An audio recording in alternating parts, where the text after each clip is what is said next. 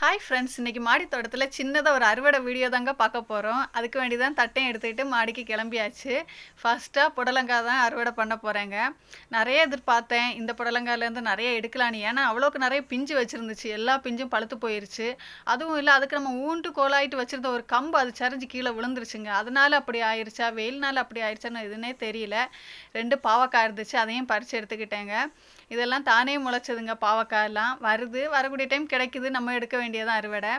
காராமணி இது நான் மாடி தோட்டத்தில் இட்டிருந்தது தான். விதை அடிக்கடி எங்கேயாவது விழும், அவங்களாயிட்டே முளைச்சிக்குவாங்க. இது ரோஜா பாட்டுக்குள்ளே முளைச்சி நின்னது. அதான் எனக்கு பயமாக இருந்துச்சு, கையில் ஏதாவது கிழிச்சிருமோன்னு சொல்லிட்டு மெதுவாக அதை எடுத்தேன்.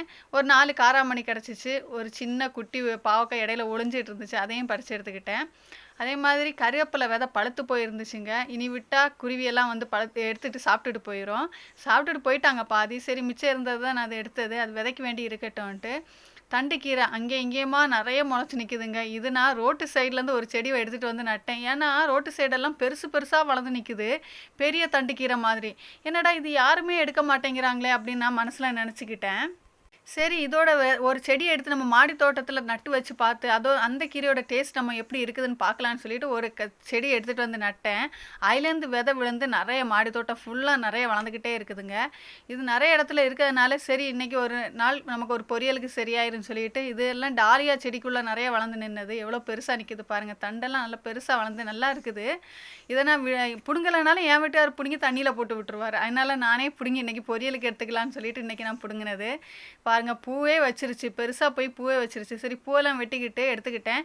அதில் நமக்கு அந்த தண்டையாவது நமக்கு வெட்டி போட்டு நமக்கு இதில் கீரை கூட போட்டுக்கலாம், நல்லா டேஸ்ட்டாக தான் இருக்கும்.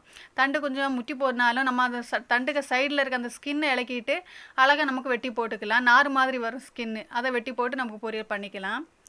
அங்கே பார்த்தா கீரை, இங்கே பார்த்தா கீரைன்னு சொல்லிட்டு எங்கே பார்த்தாலும் பாட்டில் ஒவ்வொரு கீரை முளைச்சி நிற்குதுங்க. அப்படி எல்லா இடத்துல இருக்கிறதெல்லாம் தேடி பிடிச்சி இன்றைக்கி பிடுங்குறது தான். இன்றைக்கி கீரை அறுவடை தான். வாரத்தில் ஒரு வாட்டி என் மாடி தோட்டத்தில் உள்ள கீரை தான் அறுவடை. வெளியிலேருந்தெல்லாம் வாங்குறது இல்லைங்க. கீரை சாப்பிடணுன்னு ஆசை தோணுச்சு தான் மாடி தோட்டத்தில் இருக்க கீரைங்களை எல்லாம் பிடுங்கி கீரை பொரியல் அல்ல கீரை கடையில் தான் பண்ணிக்கிறது. இது அரைக்கீரைங்க. இதுவும் அப்படி தான்.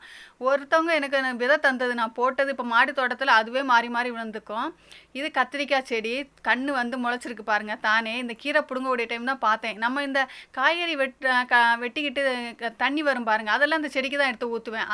அதில் நம்ம காய்கறி வெட்டக்கூடிய டைம் 1-2 விதைங்கெல்லாம் அந்த தண்ணியில் இருந்து அது தானே விழுந்து அது முளைச்சி நிற்குது. நெக்ஸ்ட்டு கத்திரிக்காய் செடி எடுத்து நட வேண்டியதான். இன்றைக்கான அறுவடை கீரை, புடலங்காய், பாவக்காய், காராமணி பறிச்சுக்கிட்டு வந்துட்டேங்க. ஆனால் கீரை தான் நிறைய இருந்துச்சு. இன்றைக்கி நான் பொரியல் பண்ணேன், நல்லா இருந்துச்சு. இந்த வீடியோ பிடிச்சா லைக் பண்ணுங்கள், சப்ஸ்கிரைப் பண்ணுங்கள்.